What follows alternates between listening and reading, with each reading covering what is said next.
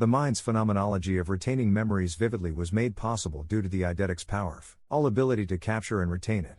Ever wondered why we can still remember even our childhood dreams and experiences?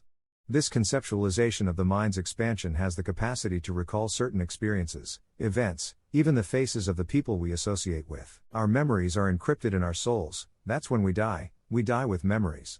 Nothing more, nothing less. But here's the catch. The eidetic memory is a vortex or a portal that enables us shapeshift and manifest effortlessly. Eidetic memory is the controversial idea that some people are able to form special images in their minds that help them remember things photographically.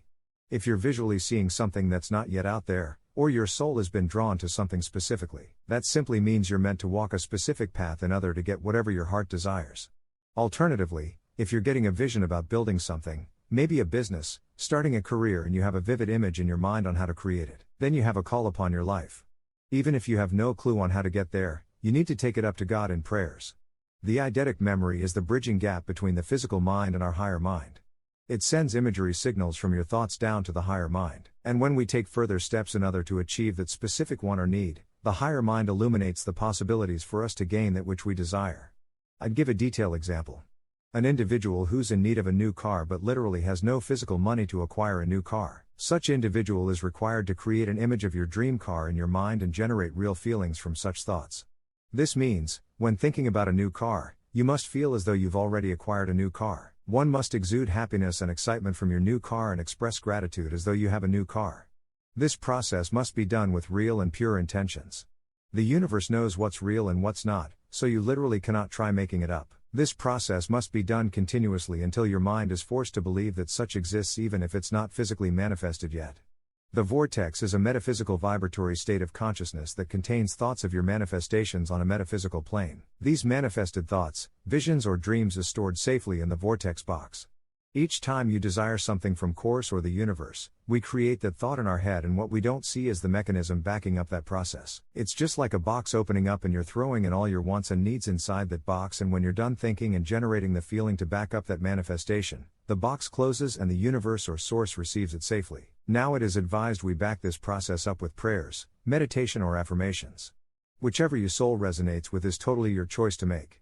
The reason is because it doesn't get stolen or blocked by the dark forces, which will result to delayed answers or no answer at all. This is why the Bible says that the enemy is roaming about looking for whom to devour. He comes to steal, kill and destroy. Your manifestations can be stolen or destroyed by the enemy if you don't take the right steps to protect it with prayers. That is why prayers are important to our well-being. It enhances our spiritual gifts and protection. Ultimately, it protects everything about us and keeps us in close relationship with the divine. The devil cannot steal your blessings if you're close to God. That is why we must draw closer to God in order to live freely and abundantly.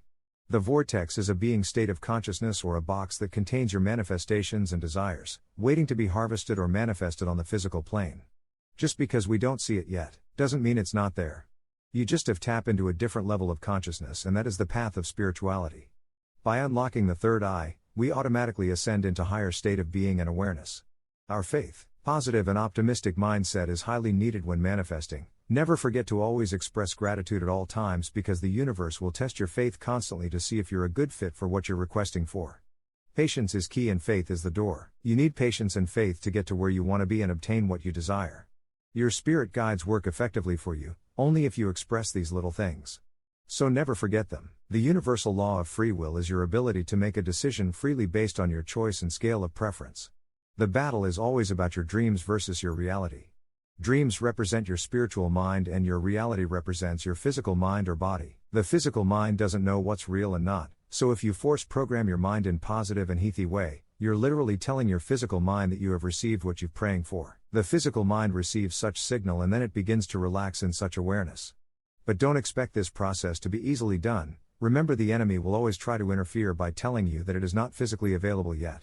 Don't buy such idea, do feed such thoughts. We feed thoughts by constantly thinking about them over and over again. So when you feed your mind with lack beliefs, that is exactly what you'll be waking up and getting.